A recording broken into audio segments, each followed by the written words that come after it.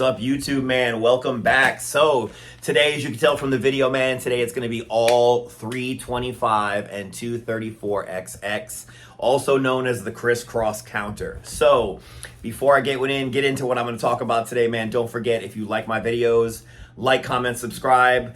Any of the stuff that you see here, if you like my videos, I pretty much keep a running compendium of double wing stuff. I've been doing this for about 15 years. And as you probably heard in all my videos, I market my playbook and my coaching manual to how to run my offense.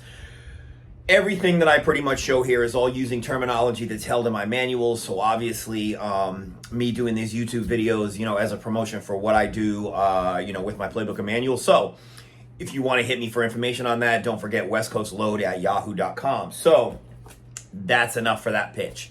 So today, the reason I wanted to do crisscross counter is because I'm figuring we're in August now, and a lot of youth teams are coaching. I've sold a lot of manuals, man, so I'm trying to help a lot of coaches out all around the nation. I pretty much constantly talk to these guys every day. So at practice, you should pretty much be getting ready to tackle the 325 and 234 crisscross counters, which is basically a combination of like the power toss and the standard counter. It has a couple of notable differences because you begin it by tossing to your standard back that's running power in that direction.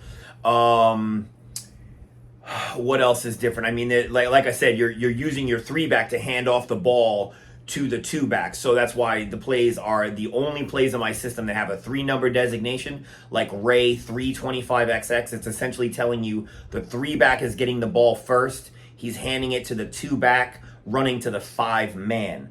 So a little bit of history about this play, man. Once I saw this play, again, I run mine the Steve Kalande way, pretty much, bare basics besides just gate pulling. It was always my most devastating counter. This play has probably scored me like more touchdowns than... on a per run basis, I've scored more touchdowns with other plays simply because the 325 crisscross and the 234 crisscross, I don't really run them all the time because they are plays that require you baiting your opponent into running these plays. Like if your power play works and your counter play works, or your power play just really works and you pull out a 325 crisscross counter, it's really hard to stop. So it is a devastating play when run correctly. Now, one thing I want to talk about today, this play is a counter. It is not a reverse. A reverse typically involves a handoff to a running back behind the initial running back that gets the ball. This is being handed off forward. It's just being handed off forward by the running back who accepts the toss from the quarterback. So this is it's not a reverse. It's a counter. There are wider plays that are reverses that can be run on the double wing, but this particular set of plays is not. This is an inside counter. The blocking for this play is good God blocked because, as you can tell, I run this a 325 and a 234, which means the at man is the 4-man or the 5-man, depending on whether I'm running the play right or left. Right, it would be the 4-man, left, it would be the 5-man. But this play falls under all of good God guidelines. Now, the counter, the fact that on my play and in my system on counters is what tells the backside guard he is going to get the kick out. This is a little coaching point. I will get to that once we get to the whiteboard. But when my guards hear crisscross counter or they hear 325XX, they know they are not making the kick out block. Because one of the things about the crisscross counter that I do specifically with my system and the way that I run it is that it frees up the quarterback to become a blocker. And you will see why I think that's the most beneficial way to run this play. I would put my 325 crisscross counters or 235 crisscross counters against any double wing team in the country at a youth level, and this works. It's because this play has to flow.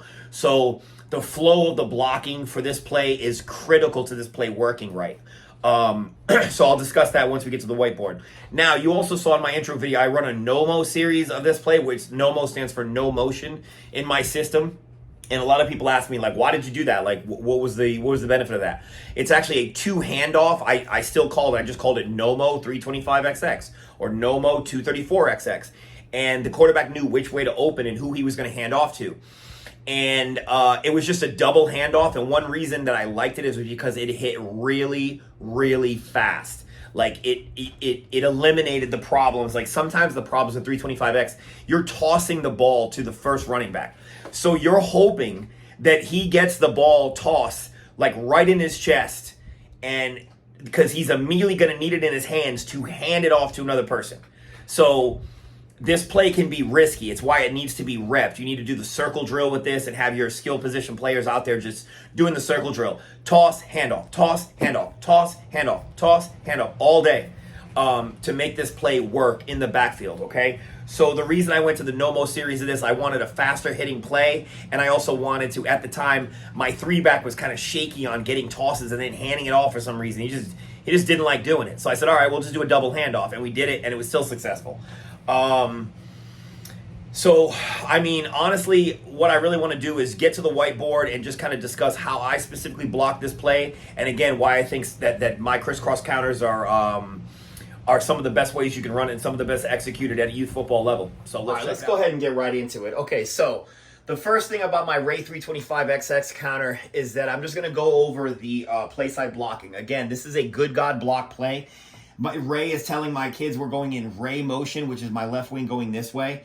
The 3-back, who is this guy, is getting the ball first. He's going to hand it to the 2-back, who is this guy, going to the 5-man, okay, which is this guy.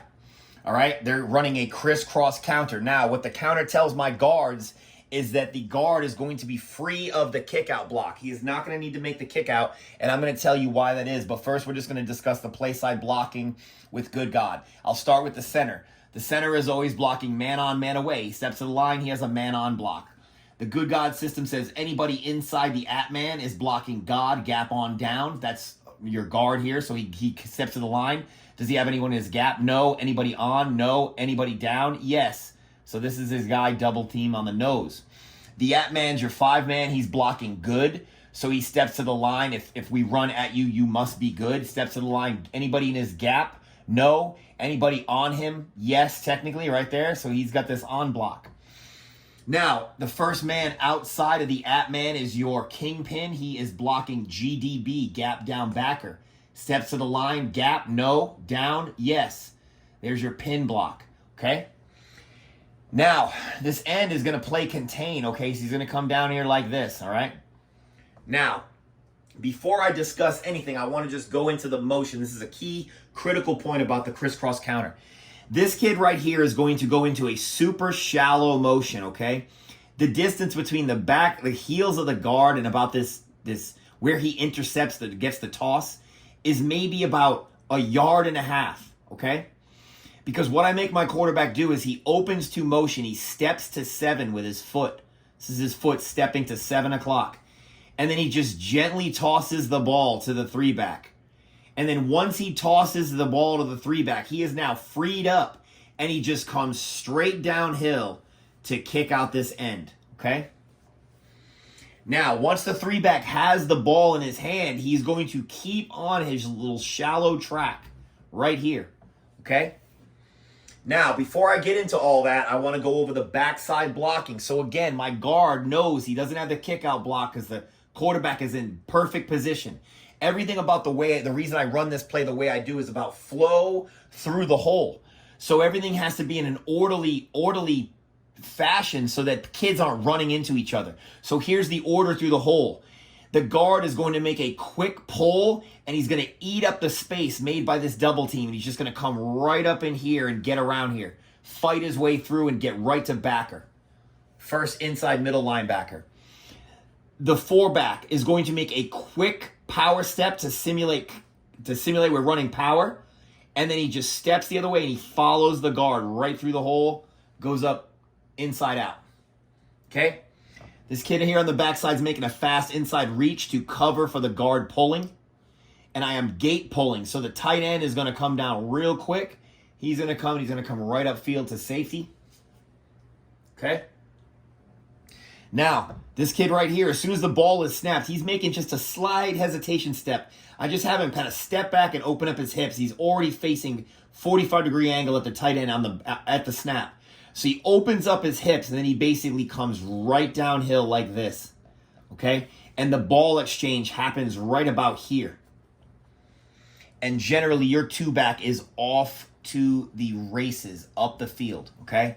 It freezes people. It freezes backers. It freezes everybody. It's a really hard play to stop. Now, coaches will definitely ask me, well, coach, what about this end right here? What if he just crashes and he just chases and he catches this guy?